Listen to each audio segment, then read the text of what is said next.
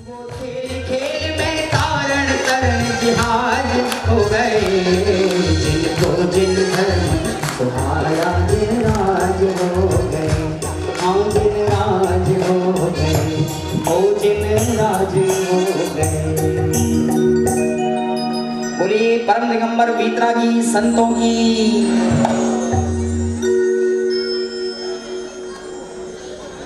जिनकी वाणी में अमृत बरसता है, जिनकी वाणी में अमृत बरसता है, अपना करना हो कल्याण तो साचे गुरुवर को कहे। बोलिए अपना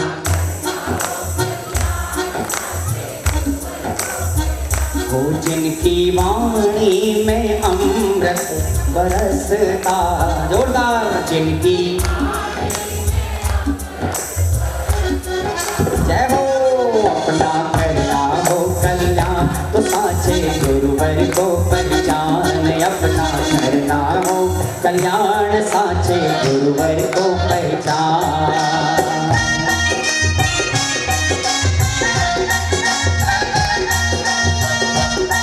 आचार्य कुंद कुंद देव की।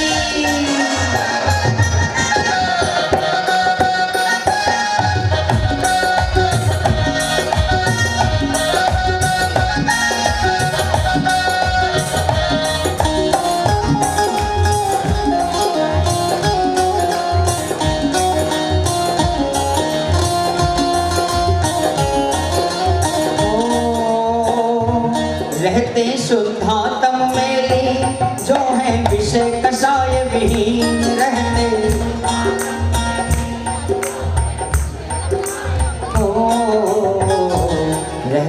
शुद्धात्म मेले जो है विषय कषाय विहीन, रहते शुद्धात्म मेले जो है विषय कषाय विहीन, जिनके ज्ञान में ज्ञायक झलकता। बोलिए जिनके ज्ञान में ज्ञायक झलकता, जोड़ा अपना करना हो, अपना करना हो कल्याण साचे गुरुवर को पहचान, जिनकी वाणी में अमृत बरसता। हाँ जी कैसे? जिनकी वाणी में अमृत बरसता हो, अपना करना हो कल्याण साचे गुरुवर को पहचान, हो जिनकी वीतराग छवि प्यारी मिथ्या थी मेरे मिटावन हारी, जिनकी वीतराग छवि प्यारी मिथ्या थी मेरे मिटावन हारी, जिनकी वीतराग छवि प्यारी मिथ्या थी मेरे मिटावन हारी, जिनकी वीतराग छवि प्यारी मिथ्या थी मेरे मिटावन हारी। और ये पंक्ति जो सबसे प्रिय है मुझे भजन में, ओ जिनके चरणों में, जिनके चरणों में चक्री भी झुकता है, जिनके चरणों में चक्री भी झुकता। जोड़ा ताली। अपना करना हो कल्याण तो साचे गुरुवर को पहचान, अपना करना हो कल्याण साचे गुरुवर को पहचान। एक साथ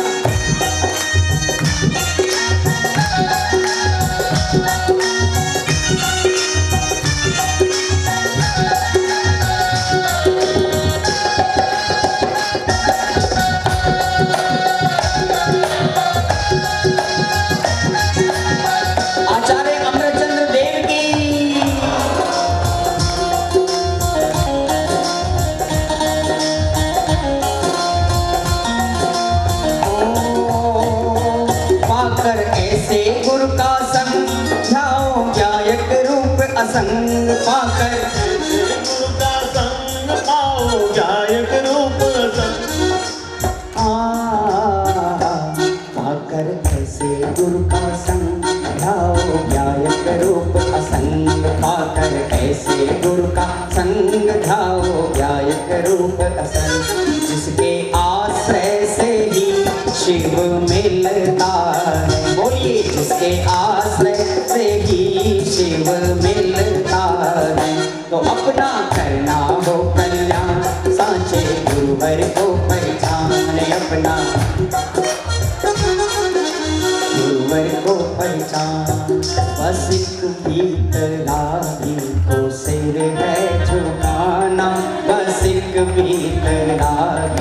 को सिर है। अरे इसमें तो अनुमोदना करो। बस एक वीतरागी को सिर है झुकाना, बस एक वीतरागी को सिर है झुकाना। भले रूठ जाए ये सारा ज़माना, बोलिए भले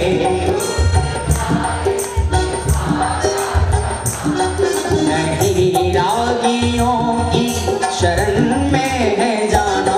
बस एक वीतरागी को सिर है झुकाना, बस एक वीतरागी को सिर है झुकाना।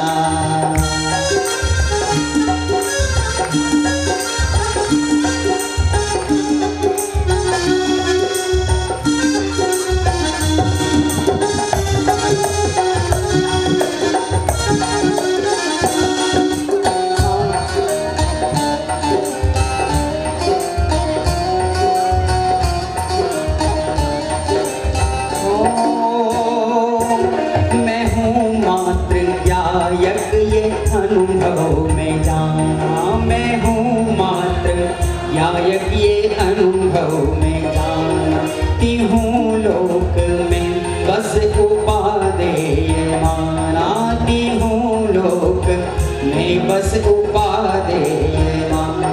ये मुनियों का ऋण है, ये मुनियों का ऋण है, मुझे जो चुकाना। नहीं रागियों की शरण में है जा, बोलिए बस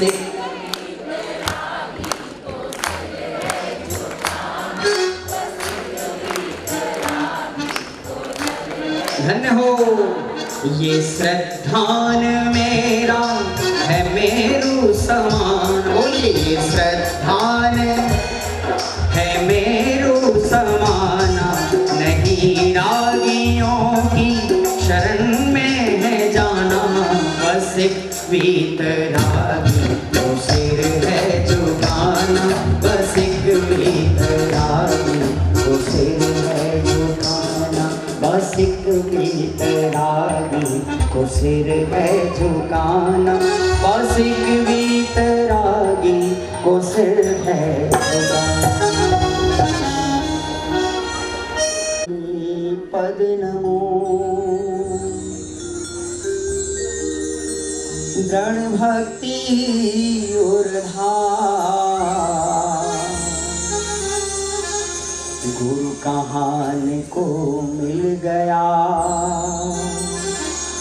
समय सार अविकार। अहो ऐसा अद्भुत ग्रंथ कहाँ, अहो ऐसा अद्भुत ग्रंथ कहाँ। ओ अमृत में श्री समय सार की वाणी का उपकार महा। अहो ऐसा अद्भुत ग्रंथ कहाँ, बोलिए अहो ऐसा अद्भुत ग्रंथ कहाँ। मंगल में इन 100 वर्षों में, मंगल में इन 100 वर्षों में मानो चौथा काल रहा। अहो ऐसा अद्भुत ग्रंथ कहाँ, अहो ऐसा अद्भुत ग्रंथ कहाँ। जोरदार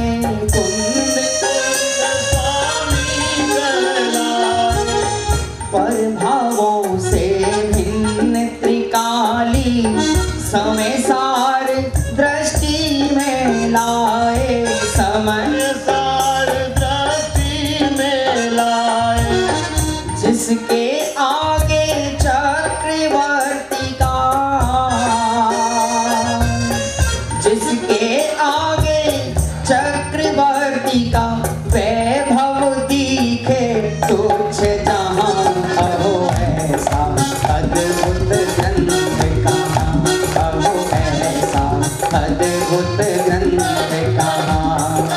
अमृत में श्री समय सार की वाणी का उपकार महान। अहो ऐसा अद्भुत ग्रंथ कहाँ, अहो ऐसा अद्भुत ग्रंथ कहाँ।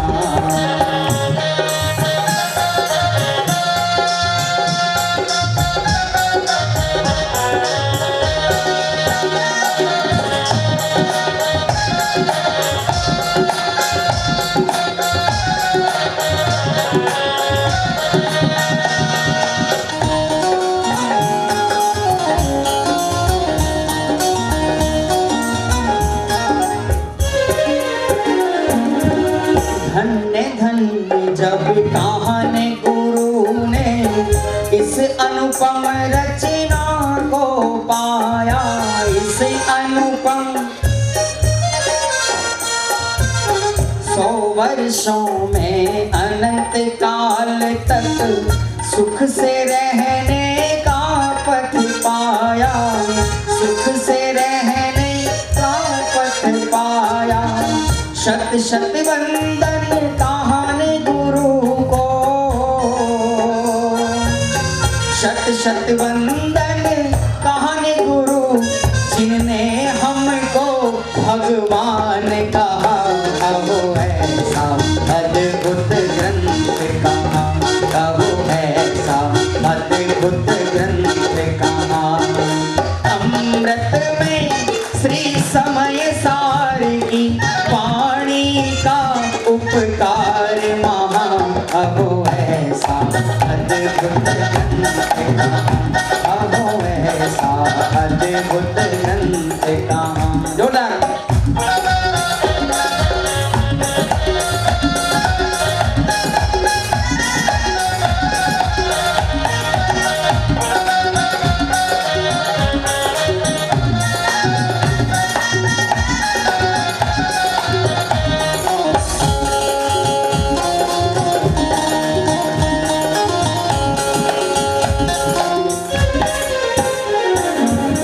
पाखंडों के महल डहाता और अखंड दृष्टि में आता। और अखंड मेरे ब्रह्म भाव में मुझको मेरा ही ब्रह्मा दर्शाता। मेरा छलना ग्रहण करो चेतन, छलना ग्रहण करो चेतन। अनुभव में इसे प्रमाण कहा।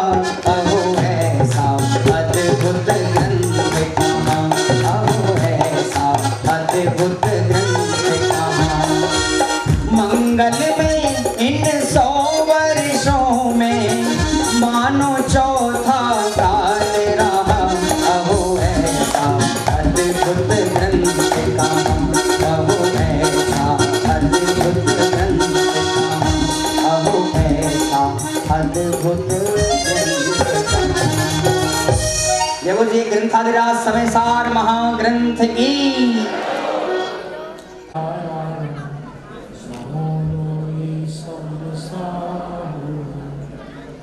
अहोकार जिनवर नो कुंदनो ध्वनि दिव्य नो जिन कुंद ध्वनि दाता। अहो ते गुरु कहानी। पूज्य गुरुदेव श्री का 133वां मंगलकारी जन्मदिन है। और उस जन्म वास्तव में जो गुरुदेव का जन्मदिन है वो अपन मुमुक्षुओं के लिए एक विशेष पर्व के जैसा है।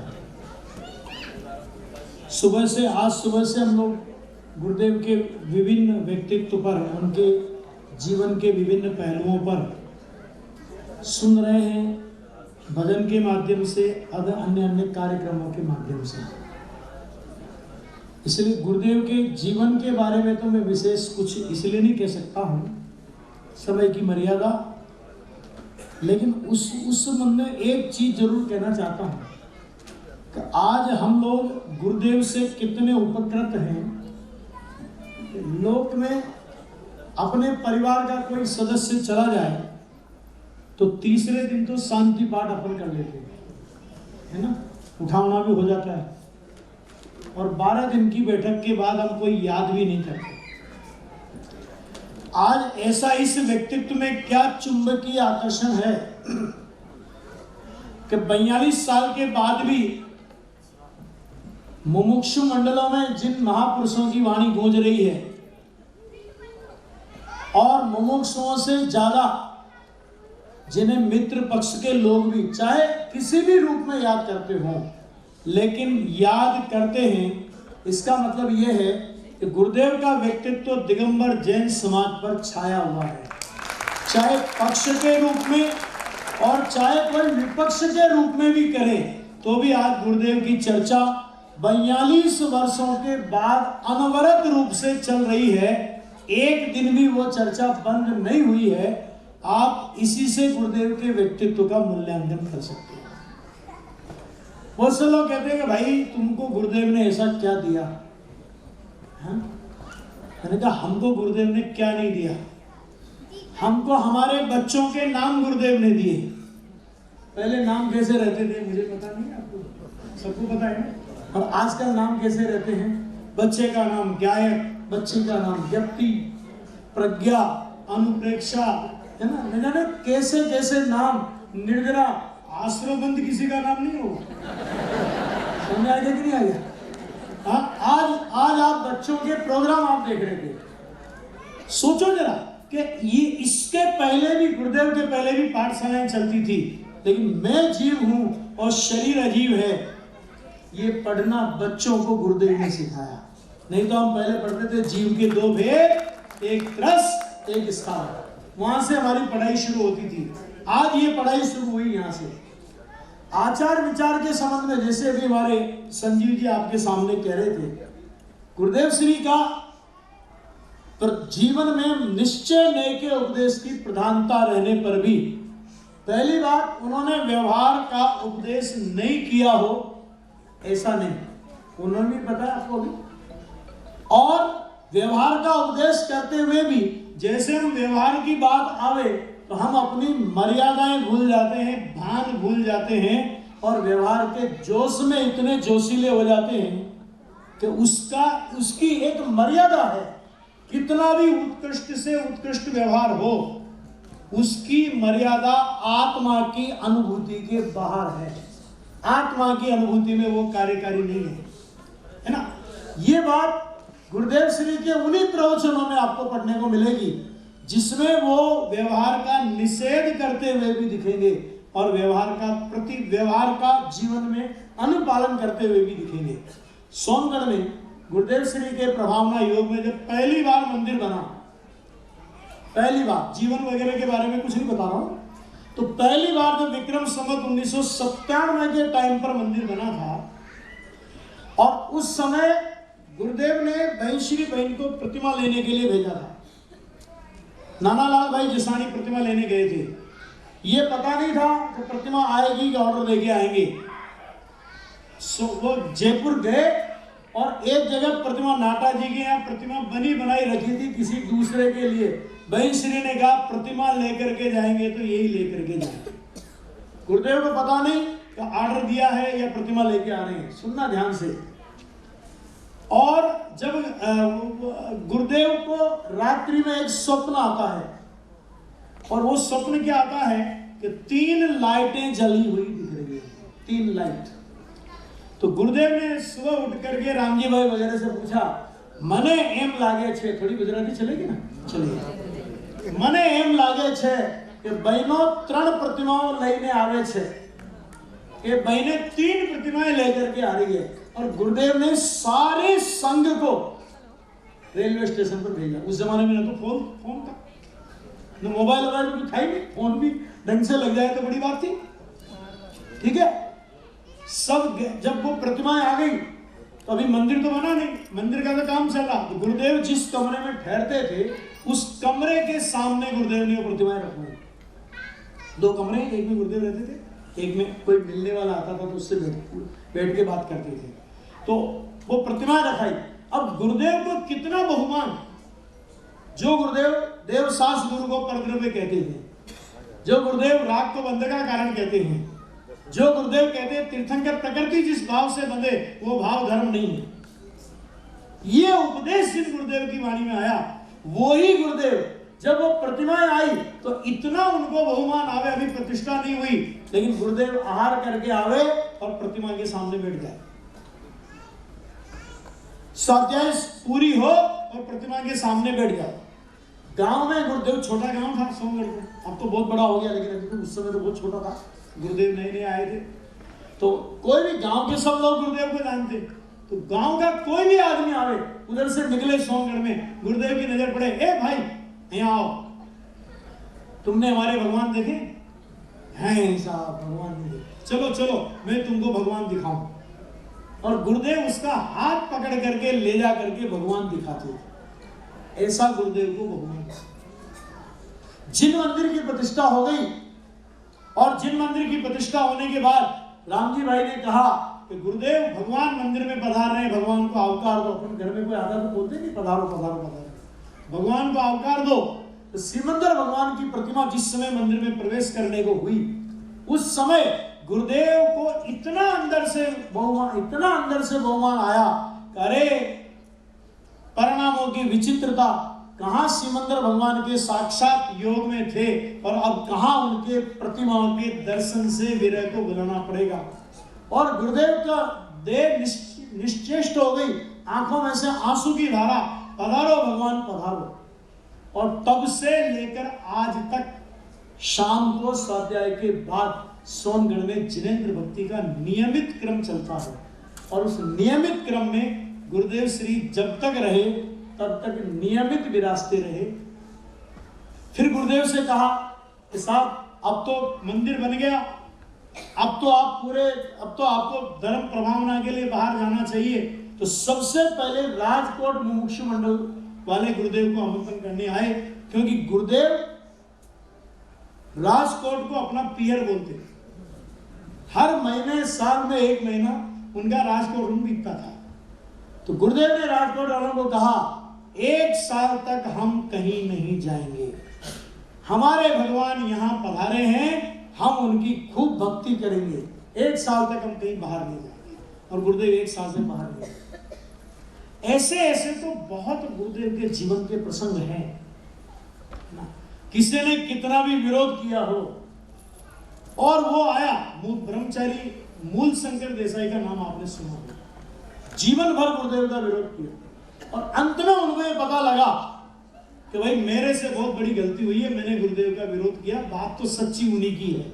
अंतिम समय था, उनका संदेश मुमुक्षु मंडल के माध्यम से कहलवाया, तो मैं आपके दर्शन करना चाहता हूं, आपसे मिलना चाहता हूं। तो गुरुदेव ऐसा नहीं, गुरुदेव ने सोचा नहीं अरे जीवन भर मेरा विरोध किया, मैं उससे मिलने जाऊं। गुरुदेव कहा नहीं, चलो चलो चलो।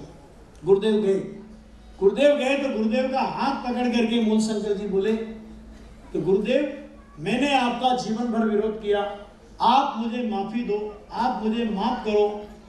और उनकी आंखों में से आंसू बह रहे थे। गुरुदेव कहते हैं कि वे माफी मांग रहे थे और मुझे शर्म आ रही थी। गुरुदेव ने उनसे कहा, भाई भूली जाओ, तमें पण भगवान छो, है ना।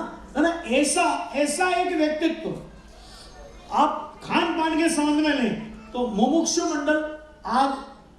मंडल के व्यक्तियों के शादी विवाह में कोई ये कल्पना कर सकता है कि इनके यहाँ आलू का भोजन बनेगा, इनके यहाँ किसी प्रकार के जमीकंद का प्रयोग होगा, इनके यहाँ किसी प्रकार का द्विदल का प्रयोग होगा। मैं एक अपने घर का प्रसंग आपको बताता हूँ। हमारे एक रिश्तेदार हैं, वो इस मुमुक्षु हैं, वो बहुत कट्टर है। उनने अपने लड़कों की शादी के टाइम पे कह दिया था लड़की वालों को, तो अगर तुमने द्विदल का कोई भी खाना बना दिया तो हम बारात लेकर के लौट जाएंगे। और एक हमारे मामा जी थे, तो हमारे मामा जी, उनको कोई ज्यादा वो नहीं था, तो उन्होंने कहा कि ये जो फलाने, नाम नहीं लेता हूं मैं, कि ये जो है ये तुम्हारे मुमुक्षु है क्या? मैंने कहा तुमको कैसे पता पड़ा? अरे वो द्विदल के बड़े नखरे करते, तो मैंने कहा अच्छा तुमको ये तो समझ में आ गया ना, हम लोग इतने समझ लेना कि ये सब चीजें हमें किसने दी है ना। आज हर दृष्टि से, आज जिन मंदिर में, पहले हमारे मंदिरों में जितने शास्त्र नहीं होते थे, आज हमारे घरों में उतने शास्त्र होते हैं। ये प्रेरणाएं हमें किसने दी? आप नक्की करो। मैं कितने बिंदुओं पर आपके सामने इस बारे में कहूं, जैसा विजय भाई साहब ने अभी बोला कि गुरुदेव श्री के युग पुरुष की गौरव गाथा नाम से एक पुस्तक लिख रहा हूं। अभी 30 वर्ष का उनका जीवन लिखा गया है। 30 वर्ष, 30-35 वर्ष का होगा ज्यादा से ज्यादा, 300 पेज हो गए। वो तो लगभग 1500 पेज की बुक आने वाली है ना, 1500 पेज। और उसमें गुरुदेव की तीर्थ यात्रा, मैंने आप तीर्थ यात्रा का वर्णन पढ़ो, कैसे तीर्थ यात्रा होती है। हम तो चावल फेंक के आते हैं, तीर्थ यात्रा नहीं करते। तीर्थ यात्रा करना हो कैसे करना, वो गुरुदेव से सीखो। अरे चलना, बाबूजी एक बात कहते थे कि चलता हो तो इसके चलने से ये पता पड़ जाए कि ये मुमुक्षु है। ये गुरुदेव का अवतार है। ऐसा बहुत बहुत उनके व्यक्तित्व के संदर्भ में बहुत संस्मरण है कि अपने को देखो 19 बार गुरुदेव, अभी अपन लोग बोल रहे हैं, अपन लोगों ने कितनी बार स्वाध्याय किया, स्वाध्याय की परंपरा, ये बात तो हमारा अपर पक्ष भी मानता है कि स्वाध्याय की परंपरा तो मुमुक्षुओं में। एक बार की सच्ची घटना है, सुन लो। सच्ची घटना है हमारे यहाँ पर, बिजलिया की बात है, सन 94 की बात है। कि कब की बात है? सन 94। हमारे यहाँ पर एक महाराज श्री आए थे, तो ऐसा ही कोई परिचय निकल गया, तो उन्होंने कहा कि आप हमारे पास आया करो और अपन लोग बैठ करके स्वाध्याय करेंगे। मैंने कहा महाराज जी मुझे कोई तकलीफ नहीं, लेकिन लोगों को तकलीफ होगी, आप समझते हो। नहीं हमको कोई दिक्कत नहीं है आपको। मैं गया 5-10 दिन उनके पास, सन 94 की बात बता रहा हूँ। तो सब प्रवचन में हो गए तो इधर उधर की बातें, तो मैंने उनसे, मेरा दोस्ताना जैसा व्यवहार हो गया था उनसे, तो मैंने उनसे कहा, मैंने कहा जी ये 1 घंटे के लिए महाराज आपके पास टाइम निकाल के आते हैं, और मैंने कहा तो इनको लाई लप्पा सुनाते हो इधर उधर, थोड़ी तत्व की बात क्यों नहीं सुनाते हो। तो उनने जो मेरे से उत्तर दिया, तब मुझे लगा कि गुरुदेव का व्यक्तित्व क्या है। उनने कहा भैया जितना स्वाध्यायी वर्ग था वो तो सब तुम लोगों के साथ चला गया, और हम क्या करें। मैंने कहा महाराज अब मुझे आपसे कुछ नहीं देना, अब मैं समझ गया। मैंने कहा आपको ये बात समझ में आ गई कि स्वाध्यायी वर्ग हमारे साथ है, मतलब क्या कि जो स्वाध्याय करेगा, एक बात समझ लेना कि जो स्वाध्याय करेगा वो गुरुदेव का अनुयायी बन जाएगा। समझ लेना। ये जो गुरुदेव के व्यक्तित्व के प्रति जो थोड़ा बहुत समाज में जो इस तरह की भावना है, उसके पीछे एकमात्र कारण स्वाध्याय का अभाव है। हम दूसरों की कई मानते हैं। कांजी स्वामी ने क्या कहा ये हम दूसरों से सुन करके मानते हैं, लेकिन मैं कई बार लोगों को बोलता हूं, मैंने कहा कांजी स्वामी ने क्या कहा ये तुम सीधे कांजी स्वामी से क्यों नहीं पूछते। अरे आज ये हिम्मत तो हमारे बच्चों ने करनी। आज के दिन का मुझे सबसे बढ़िया अगर कोई प्रोग्राम लगा, मैं सच बोलता हूँ, मेरी नेचर में नहीं है कि किसी को मक्खन पॉलिश लगाने की आदत मेरी नेचर में नहीं है, लेकिन ये सच्चाई है कि आज के इस पूरे कार्यक्रम में मुझे सबसे बढ़िया अगर कोई कार्यक्रम लगा तो वो लगा कि बच्चों ने वो प्रश्न निकाले और गुरुदेव के प्रवचनों में से वो क्लिप निकाल करके आपको सुनाई दी। आपने गुरुदेव के प्रवचनों के माध्यम से आपने जितना सुना, थोड़ी देर के लिए सैंपल आपको बताया, मुझे कोई हाथ खड़ा करके ये कह दे कि मेरे को गुरुदेव की बात समझ में नहीं आई, आज आप ये नहीं कह सकते। क्यों? क्योंकि पहले टेप की आवाज खराब थी, आज टेप की आवाज बहुत बढ़िया है। आज गुरुदेव के प्रवचन गुजराती में थे, आज गुरुदेव के प्रवचनों का हिंदी हो चुका है। हिंदी होने के बाद आपको हिंदी पीडीएफ फाइल के रूप में गुरुदेव के प्रवचन उपलब्ध हैं। और अभी अभी हम लोगों ने एक बार के गुरुदेव के जितने प्रवचन ग्रंथों के हुए, एक बार के, उन सभी ग्रंथों के जैसे आप सब टाइटल चला रहे थे ना, वो सब टाइटल बन करके आपके सामने आ रहे। बहाना कुछ बचा नहीं है, लेकिन समय तो अपने को निकालना पड़ेगा। और गुरुदेव की जयंती मनाना तभी सार्थक होगी कि जब हम गुरुदेव श्री की जयंती मनाने के साथ साथ जिनकी जयंती हम मना रहे हैं उनकी वाणी को अपने जीवन में आत्मसात हम लोग करें। और अगर हमने ये काम किया गुरुदेव की वाणी को सुनने का, बहुत से लोग कहते हैं हमको समझ में नहीं आती। मैंने कहा आप जब आप पहले दिन स्कूल गए थे ना तो अ लिखने में भी बड़ी पसीना हुआ था। उस समय आप ये सोच करके कि हमारी समझ में तो आता ही नहीं, हमारी समझ में तो आता ही नहीं, और रोते रोते घर में आते थे। मेरे को समझ में नहीं आता, मैं क्या करूं। मम्मी कहती थी बेटा जा, आज नहीं आया कल आएगा, कल नहीं आया परसों आएगा, फिर नहीं आया तो 4 दिन बाद आएगा।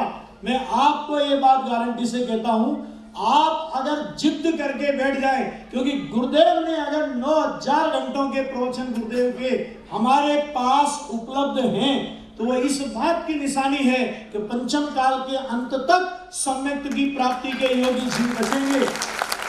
और आप अगर जिद करके बैठ जाए कि गुरुदेव आप कहते हो कि यह आत्मा केवल ज्ञान का कंद है, तो आप केवल ज्ञान का कंद कहो और हमें आपकी बात समझ में नहीं आए, ये हो नहीं सकता। 15 दिन आपको नहीं समझ में आवे तो भी जिद करके मुझे समझ नहीं है, मैं समझ के रहूंगा, इस जिद करके अगर आप गुरुदेव का प्रवचन सुनना लग जाओगे तो मैं आपको इस बात की गारंटी देता हूं कि 16वें दिन से आपको गुरुदेव के ही समझ में आएंगे, गुरुदेव के ही समझ में आएंगे। एक और बात, ये गुरुदेव का जीवन परिचय तो आ ही रहा है। गुरुदेव के संबंध में समाज में बहुत भ्रांतियां अनेक प्रकार की फैलाई जाती है। गुरुदेव श्री मुनि विरोधी हैं, मुनियों को नहीं मानते हैं, बहुत सारी बातें कही जाती है। इस संबंध में एक प्रयास यद्यपि हम लोगों ने किया था, लेकिन जिस तरह का प्रयास मैं चाह रहा था उस तरह का नहीं हो पाया। तो अभी हम लोग गुरुदेव श्री के प्रवचन लगभग 80-90 प्रवचन ग्रंथों में से चुनकर गुरुदेव श्री के 1008 मुनि दशा के बोल, जिसमें आपको हेडिंग मिलेगा, हेडिंग के साथ गुरुदेव का बोल मिलेगा, किस प्रवचन ग्रंथ में से हमने वो बोल लिया उसका रेफरेंस मिलेगा। और हम उसको बड़ी किताब के रूप में नहीं, लेकिन 108 बोल के 10 पुस्तकों का एक संकलन 10 लक्षण पर्व तक उसको प्रकाशित हम करने जा रहे हैं। तो एक बहुत बड़ा ये ऐतिहासिक कार्य होगा और इससे हमको ये गुरुदेव के कोई हमको समाज के सामने प्रमाणित नहीं करना। 1008 वाक्यों की पुस्तक कल छप के आ गई है, जो वहाँ के छपी है अपने मंगलाए थे। 1008 मैं वो कह रहा हूँ, वो मेरी भावना के अनुरूप नहीं हुआ, उसमें बहुत बताऊंगा बाद में। उसको हम दूसरी तरह से पूरा व्यवस्थित दे रहे हैं उसको। तो इस तरह का जो कार्य है कि ये सब जो भ्रम फैला रखा है लोगों ने, मुनियों को नहीं मानते, फलाने को नहीं मानते। अरे सच्चाई ये है कि देव को गुरुदेव मानते हैं, शास्त्र को गुरुदेव मानते हैं और गुरु को भी गुरुदेव ही मानते हैं। क्योंकि जो सच्चा देव सास गुरु का स्वरूप समझकर सच्चे देव सास गुरु के प्रति समर्पित नहीं हो तो मुनि वो श्रावक नहीं हो सकता। और जो देव सास गुरु के स्वरूप को नहीं समझकर यहाँ वहां कहीं भी अपना सिर नमावे तो वो भी श्रावक नहीं हो सकता। हमको गुरुदेव ने अंतर का निश्चय बताया, व्यवहार बताया, स्वाध्याय की परंपरा बताई और भी बहुत सारी बातें गुरुदेव ने हमको बताई है। हम उन सभी बातों को अपने जीवन में आत्मसात करें।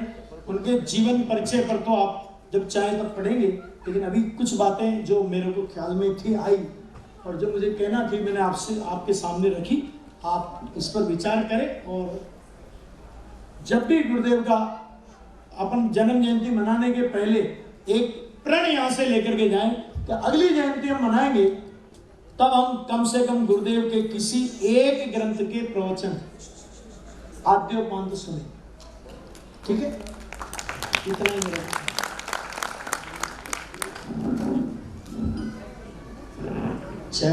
बार के गुरुदेव के जितने प्रवचन ग्रंथों के हुए एक बार के, उन सभी ग्रंथों के जैसे आप सब टाइटल चला रहे थे ना, वो सब टाइटल बनकर के आपके सामने आ रहे। बहाना कुछ बचा नहीं है, लेकिन समय तो अपने को निकालना पड़ेगा। और गुरुदेव की जयंती मनाना तभी सार्थक होगी कि जब हम गुरुदेव श्री की जयंती मनाने के साथ साथ जिनकी जयंती हम मना रहे हैं उनकी वाणी को अपने जीवन में आत्मसात हम लोग करें। और अगर हमने ये काम किया गुरुदेव की वाणी को सुनने का, बहुत से लोग कहते हैं हमको समझ में नहीं आती। मैंने कहा आप जब आप पहले दिन स्कूल गए थे ना, तो अ लिखने में भी बड़ी पसीना हुआ था। उस समय आप ये सोच करके कि हमारी समझ में तो आता ही नहीं, हमारी समझ में तो आता ही नहीं, और रोते रोते घर में आते थे, मेरे को समझ में नहीं आता, मैं क्या करूं। मम्मी कहती थी बेटा जा, आज नहीं आया कल आएगा, कल नहीं आया परसों आएगा, फिर नहीं आया तो 4 दिन बाद आएगा। मैं आपको ये बात गारंटी से कहता हूं, आप अगर जिद करके बैठ जाए, क्योंकि गुरुदेव ने अगर 9000 घंटों के प्रवचन गुरुदेव के हमारे पास उपलब्ध हैं, तो वो इस बात की निशानी है कि पंचम काल के अंत तक सम्यक्त की प्राप्ति के योगी जीव बचेंगे। और आप अगर जिद करके बैठ जाए कि गुरुदेव आप कहते हो कि यह आत्मा केवल ज्ञान का कंद है, तो आप केवल ज्ञान का कंद कहो और हमें आपकी बात समझ में नहीं आए, ये हो नहीं सकता। 15 दिन आपको नहीं समझ में आवे तो भी जिद करके मुझे समझना ही है, मैं समझ के रहूंगा, इस जिद करके अगर आप गुरुदेव का प्रवचन सुनना लग जाओगे, तो मैं आपको इस बात की गारंटी देता हूं कि 16वें दिन से आपको गुरुदेव के ही समझ में आएंगे, गुरुदेव के ही समझ में आएंगे। एक और बात, ये गुरुदेव का जीवन परिचय तो आ ही रहा है। गुरुदेव के संबंध में समाज में बहुत भ्रांतियां अनेक प्रकार की फैलाई जाती है। गुरुदेव श्री मुनि विरोधी हैं, मुनियों को नहीं मानते हैं, बहुत सारी बातें कही जाती है। इस संबंध में एक प्रयास यद्यपि हम लोगों ने किया था, लेकिन जिस तरह का प्रयास मैं चाह रहा था उस तरह का नहीं हो पाया। तो अभी हम लोग गुरुदेव श्री के प्रवचन लगभग 80-90 प्रवचन ग्रंथों में से चुनकर गुरुदेव श्री के 1008 मुनि दशा के बोल, जिसमें आपको हेडिंग मिलेगा, हेडिंग के साथ गुरुदेव का बोल मिलेगा, किस प्रवचन ग्रंथ में से हमने वो बोल लिया उसका रेफरेंस मिलेगा, और हम उसको बड़ी किताब के रूप में नहीं, लेकिन 108 बोल के 10 पुस्तकों का एक संकलन 10 लक्षण पर्व तक उसको प्रकाशित हम करने जा रहे हैं। तो एक बहुत बड़ा ये ऐतिहासिक कार्य होगा, और इससे हमको ये गुरुदेव के कोई हमको समाज के सामने प्रमाणित नहीं करना। 1008 वाक्यों की पुस्तक कल छप के आ गई है, जो वहाँ के छपी अपने मंगलाए अभी 1008 मैं वो वही कह रहा हूँ, वो मेरी भावना के अनुरूप नहीं हुआ, उसमें बहुत बताऊंगा बाद में, उसको हम दूसरी तरह से पूरा व्यवस्थित ले रहे हैं उसको। तो इस तरह का जो कार्य है कि ये सब जो भ्रम फैला रखा है लोगों ने, मुनियों को नहीं मानते, फलाने को नहीं मानते, अरे सच्चाई ये है कि देव को गुरुदेव मानते हैं, शास्त्र को गुरुदेव मानते हैं, और गुरु को भी गुरुदेव ही मानते हैं। क्यों? क्योंकि जो सच्चा देव शास्त्र गुरु का स्वरूप समझकर सच्चे देव शास्त्र गुरु के प्रति समर्पित नहीं हो तो मुनि वो श्रावक नहीं हो सकता, और जो देव शास्त्र गुरु के स्वरूप को नहीं समझकर यहाँ वहां कहीं भी अपना सिर नमावे तो वो भी श्रावक नहीं हो सकता। हमको गुरुदेव ने अंतर का निश्चय बताया, व्यवहार बताया, स्वाध्याय की परंपरा बताई, और भी बहुत सारी बातें गुरुदेव ने हमको बताई है। हम उन सभी बातों को अपने जीवन में आत्मसात करें। उनके जीवन परिचय पर तो आप जब चाहे तब पढ़ेंगे, लेकिन अभी कुछ बातें जो मेरे को ख्याल में थी आई और जो मुझे कहना थी मैंने आपसे आपके सामने रखी। आप इस पर विचार करें, और जब भी गुरुदेव का अपन जन्म जयंती मनाने के पहले एक प्रण यहाँ से लेकर के जाएं कि अगली जयंती हम मनाएंगे तब हम कम से कम गुरुदेव के किसी एक ग्रंथ के प्रवचन आद्योपांत सुने। ठीक है, इतना ही मेरा।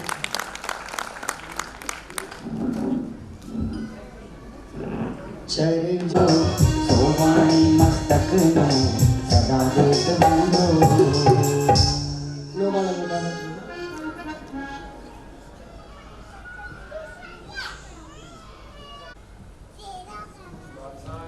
गुरुदेव के बारे में जो भी आप देवेंद्र जी साहब ने बताया, मैं ये कहता हूँ तो अभी सिंपल भी नहीं है। हम कोई चीज़ बाजार में खरीदने जाते हैं, गेहूं का थैला खरीदने जाते हैं, तो उसमें से कुछ सिंपल निकाल के देखते हैं भाई कैसा है क्या। सभा अभी समाप्त नहीं होगी, सब 1 घंटे चलेगी। कृपया सभी से निवेदन यही बैठे, भजन भी सुनने को अच्छे मिलेंगे। 9 बजे के 9:15 बजे के पहले हम सभा समाप्त नहीं करेंगे। कृपया हॉल खाली नहीं करें, कतई नहीं करें। हमने बहुत मेहनत की।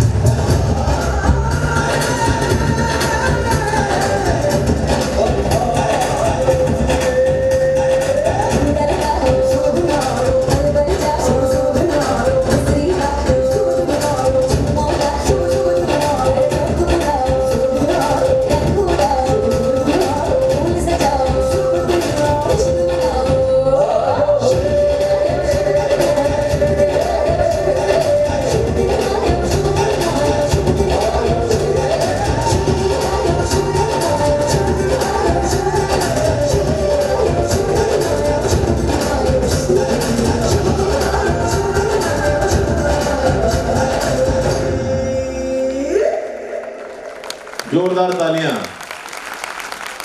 कितना उत्साह रहता था जब भगवान का जन्म महोत्सव मनाते थे, आपने देखा होगा। अब हम इस अपना कल्याण करना चाहते हैं। पंडित दौलत राम जी द्वारा रचित 6 डाला वास्तव में तो एक लघु काव्य ग्रंथ है, परंतु निज आत्म कल्याण की दृष्टि से देखा जाए तो यह अपने आप में संपूर्ण ग्रंथ है। 6 डाला के अध्ययन से मात्र आप प्रयोजन जैन साहित्य के सभी ज्ञाता बन जाते हैं। गागर में सागर भरने वाला यह एक अनुपम ग्रंथ है। पंडित दौलत राम जी जाने तो जाते हैं अपनी एक प्रति 6 डाला लिया हुआ ये छंद कितना रेलेवेंट है आप ये खुद ही देखिए। मोक्ष ने आत्म ज्ञान बिन क्रिया बिन नाही, ज्ञान विवेक बिना नाही, गुण विवेक के माही। इन 4 लाइनों में दौलत राम जी ने सम्यक दर्शन, ज्ञान एवं चारित्र की मोक्ष प्राप्ति में उपयोगिता क्या है वो बताई है।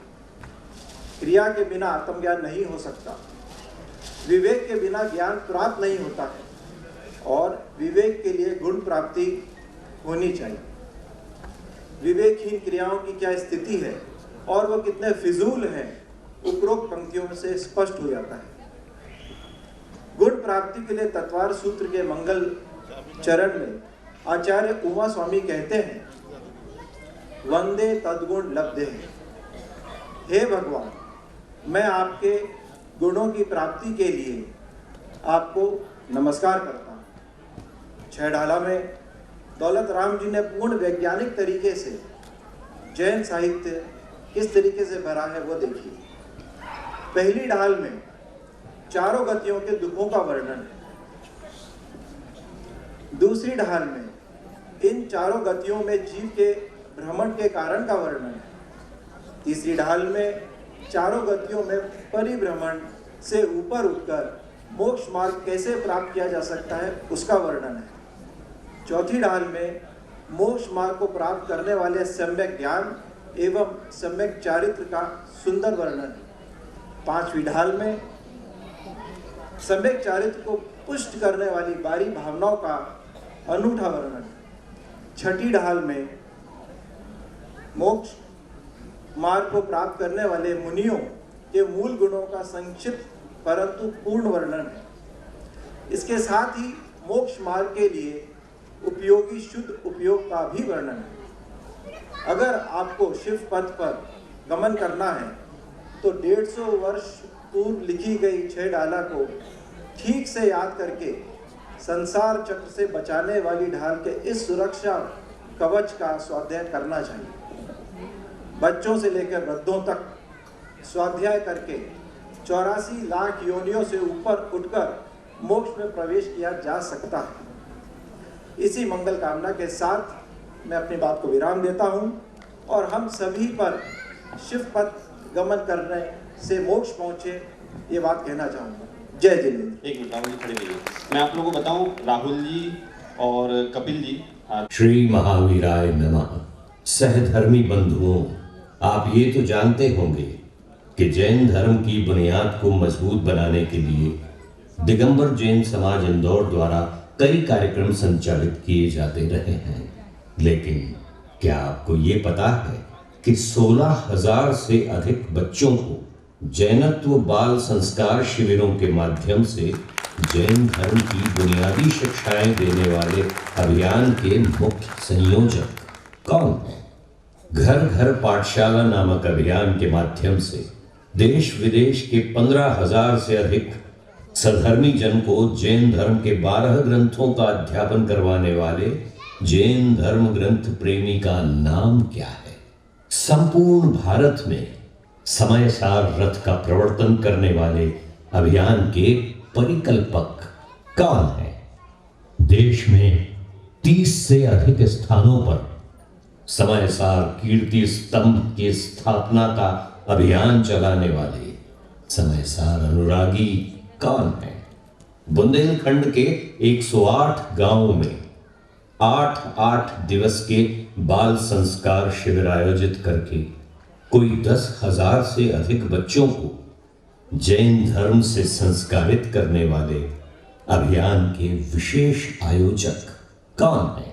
बंधुओं, आपको ये जानकर सुखद आश्चर्य हो सकता है कि इन सभी प्रश्नों के उत्तर में हर बार एक ही नाम उभर कर सामने आता है, और वो नाम है आपका चिर परिचित नाम, आपके बीच संचालित धार्मिक गतिविधियों के एक समर्पित, सक्रिय, बेदाग कार्यकर्ता का नाम, मृदुभाषी, उच्च शिक्षित, व्यवहार कुशल वक्ता, जुझारू व्यक्तित्व के स्वामी, सफल उद्यमी, महावीर स्वामी की शिक्षाओं में अगाध विश्वास रखने वाले मिलनसार, श्रेष्ठ प्रबंधक, आपके लाडले, आपके अपने श्री विजय बड़जात्या जी, जिन्हें 14 अप्रैल 2022 को महावीर जयंती के शुभ अवसर पर दिगंबर जैन महासमिति के द्वारा महावीर रत्न नामक उपाधि से अलंकृत किया गया है।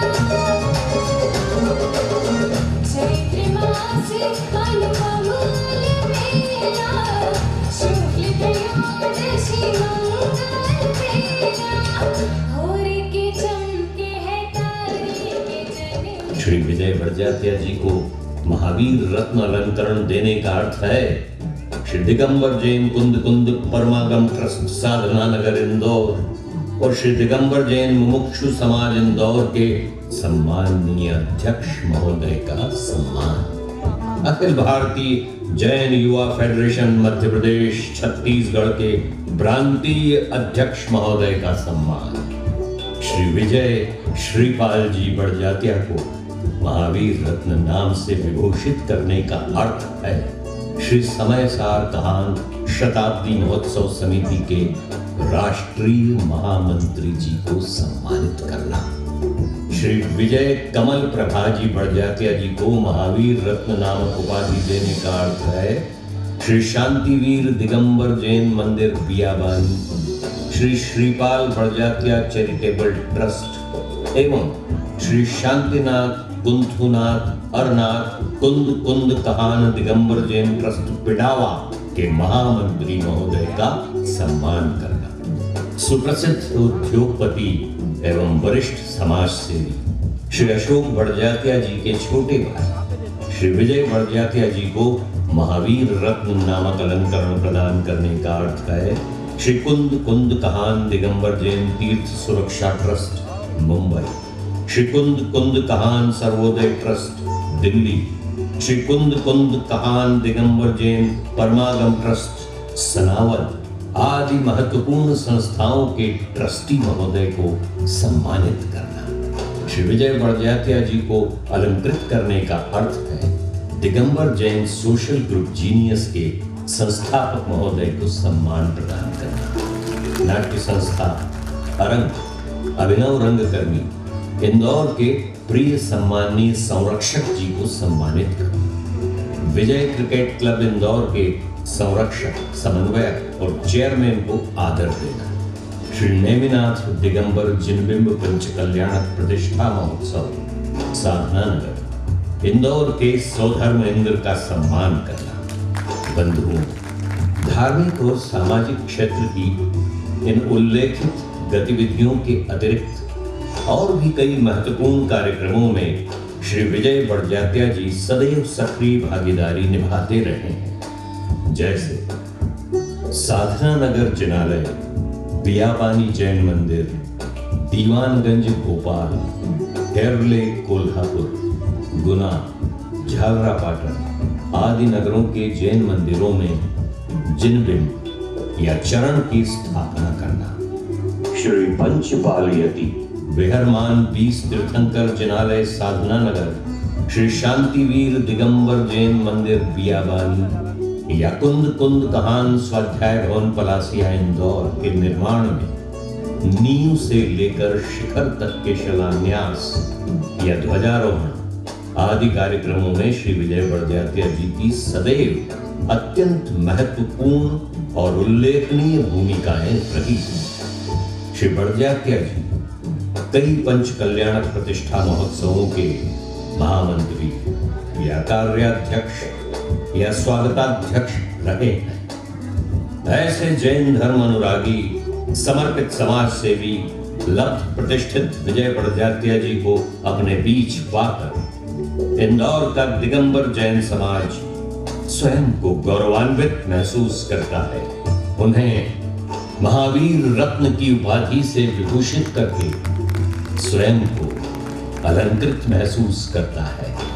तीर्थंकर भगवान प्रभु महावीर के द्वारा दिखाए गए सत्य, अहिंसा, अपरिग्रह, अनेकांत और आचौर्य के मार्ग को जन जन तक पहुंचाने के लिए आज सचमुच श्री विजय बड़जात्या जी जैसे कर्मठ कटिबद्ध और दूरदृष्टिधारी समाज सेवकों की सख्त जरूरत है। आप सदैव ऐसे ही हमारे साथ हमारे बीच बने रहें और हमारा मार्गदर्शन करते रहें, यही प्रार्थना है प्रभु महावीर से। दिगंबर जैन समाज इंदौर की जय हिंद, जय महावीर। बोलो पंचवाले जी भगवान की। हम सभी का भी सौभाग्य है कि हमें ऐसे कर्मयोगी का साथ मिला, उनके साथ काम करने का हमें मौका मिला, उनके साथ हमें रहने का मौका मिला। सबसे पहले मैं दिगंबर एवं परिवार के क्षेत्र में क्रांतिकारी परिवर्तनों के वाहक श्री विजय जी बड़जात्या को सादर समर्पित अभिनंदन पत्र। व्यवसाय उन्नति के शिखर पर पहुंचकर साहस पूर्वक मुंह मोड़कर अपने जीवन के अन्य प्रतिमानों को प्राप्त करने का उद्यम किया है आपने। औद्योगिक क्षेत्र में अपने उद्योगों को सिर्फ प्रामाणिकता के साथ चलाया ही नहीं वरन उन्हें प्रगतिशील भी बनाया है, जो आपकी रचना धर्मिता एवं जुझारू व्यक्तित्व का श्रेष्ठ परिचायक है। समाज अपने नवीन वैचारिक बाहुल्य एवं किसी भी कार्य को चाहे वह कितना ही बृहद हो, उसमें अपनी छाप छोड़कर समय मर्यादा में संपन्न करने में आप दक्ष हैं। टीम वर्क से कई पायदानों को प्राप्त करने में आप श्रेष्ठतम उदाहरण हैं। समाज में आपके द्वारा परिश्रम से गढ़ी गई टीम अखिल भारतीय स्तर पर जिन मंदिर निर्माण, स्वाध्याय भवन निर्माण, पंच कल्याणकों, विधि विधानों आदि में अपना लोहा मनवा चुकी है। बड़े से बड़े आयोजन विजय जी को सौंपकर आयोजक निश्चिंत हो जाते हैं। संप्रति दिनांक दिगंबर जैन महासमिति द्वारा दिया गया महावीर अलंकरण इसका प्रमाण है। धर्म जीवन के उत्तरार्ध में आपने धार्मिक क्षेत्र को अपना कर्म क्षेत्र बनाने का संकल्प लिया है। धर्म के पठन पाठन में आपकी रुचि तत्वाभ्यास विजय कुछ नहीं कर सकते हैं।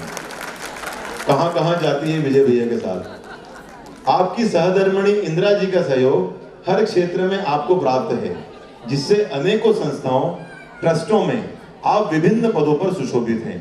श्रेष्ठ खिलाड़ी, ये बहुत कम लोगों को मालूम होगा, इंदौर का जो विजय क्लब है वो हमारे विजय भैया के नाम पर ही पड़ा हुआ है। सबसे पुराना क्रिकेट क्लब है इंदौर का और वो आदरणीय विजय भैया के नाम से ही पड़ा हुआ है। अपने जीवन के प्रारंभिक वर्षों में आपने क्रिकेट के नए प्रतिमान स्थापित किए एवं विजय क्रिकेट क्लब का गठन किया, जो आज 60 वर्षों पश्चात भी खेल जगत में अपना योगदान दे रहा है। आपके व्यक्तित्व को निम्न पंक्ति पूरी तरह से परिभाषित करती है। वज्रादपि कठोर अपने स्थान पर खड़े होकर इस कार्य की, उनके कार्य की अनुमोदना करें।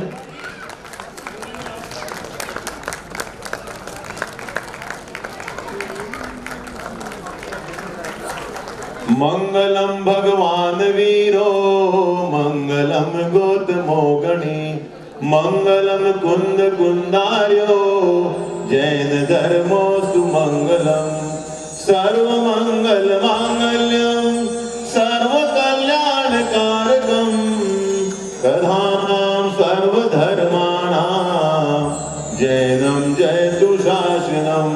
जैनं जयतु शासनं, जैनं जयतु शासनं। धर्म की राह पर चले वही जगत का ताज है, धर्म की राह पर चले वही जगत का ताज है। पुकारते हैं कुंद कुंद जैसे मुनि राज है, पुकारते हैं कुंद कुंद जैसे मुनि राज है। धर्म की राह पर चले वही जगत का ताज है। जीनियस ग्रुप के द्वारा आदरणीय विजय जी भाई साहब का यहाँ पर सम्मान किया जा रहा है। साथ ही भागचंद जी साहब कासलीवाल, जो कि हमारे अक्षय जी कासलीवाल के पिताश्री हैं, उनका भी अभी महावीर अलंकरण सम्मान में सम्मान प्राप्त हुआ है। अतः वे भी यहाँ पर पधारे हैं। कुंद कुंद ब्रह्मांड से उनका भी स्वागत करना चाहता है।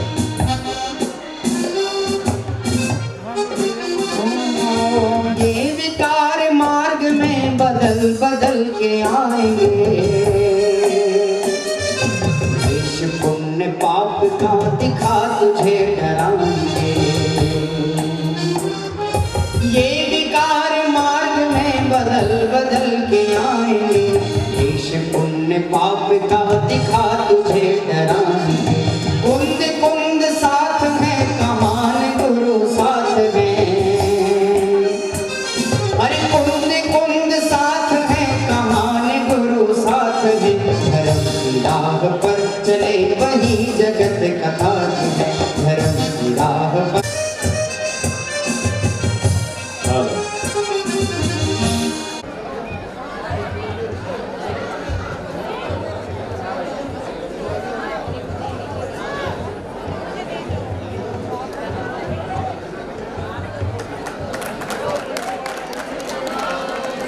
जय हो।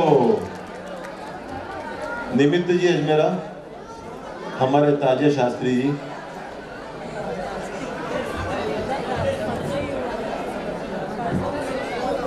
नायक बताय दियो रे माँ जिनवाणी गायक बताय दियो रे। आनंद भयो भारी, आनंद भयो रे, आनंद भयो भारी, आनंद भयो रे। माँ जिनवाणी गायक बताय दियो रे, माँ जिनवाणी गायक बताय दियो रे। आनंद भयो भारी, आनंद भयो रे, आनंद भयो भारी, आनंद भयो रे।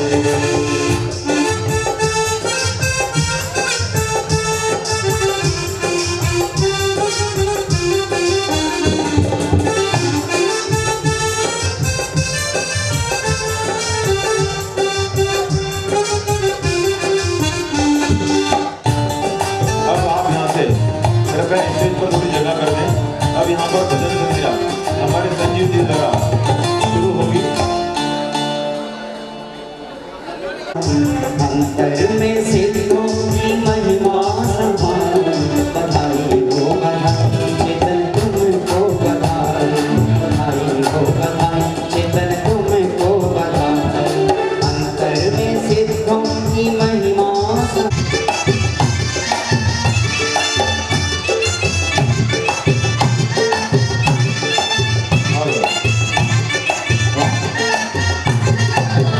अशरीरी सिद्धों के जय।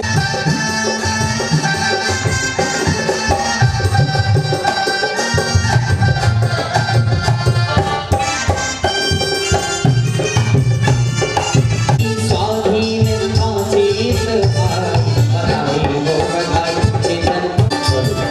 हमारे बीच में आदरणीय पंडित ऋषभ जी साहब, आपने अभी जो विजय भाई साहब की जो, तो उसमें जो जज का रोल लिया था, वकील साहब का रोल, जो वकील साहब जो नेगेटिव रोल कर रहे थे वो यही थे, यही भाई साहब थे वो। मैं रहूं या ना रहूं जिन धर्म रहना चाहिए, मैं रहूं या ना रहूं जिन धर्म रहना चाहिए। भीतरा की मात सरिता ये रहना चाहिए, भीतरा की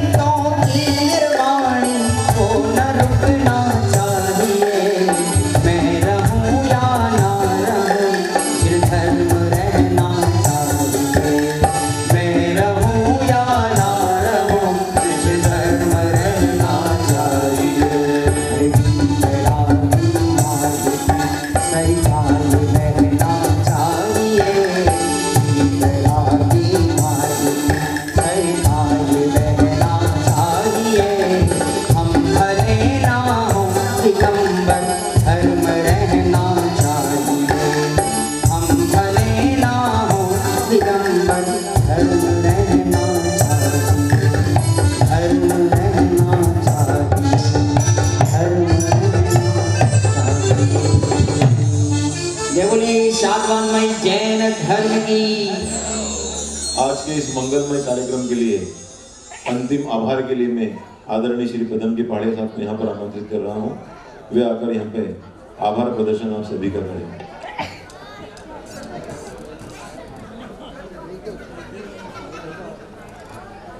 साधर्मी बंधुवर, आज हमारा बड़ा सौभाग्य का दिन रहा।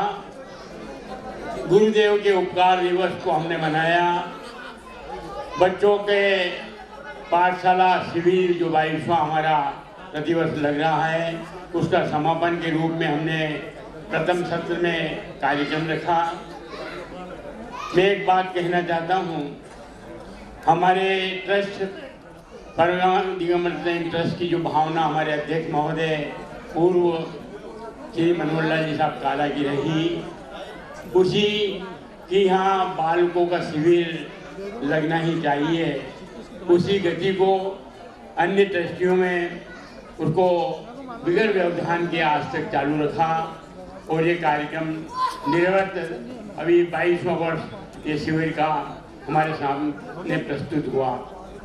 इसको अंजाम देने में बाहर से पधारे सभी साधर्मी बंधुओं का, बड़नगर से, सनावर से, रतलाम से जो भी महानुभाव इस कार्यक्रम में पधारे, उनका बहुत बहुत स्वागत। आप लोग अब तो बहुत कम संख्या में रह गए हैं, आप लोग भी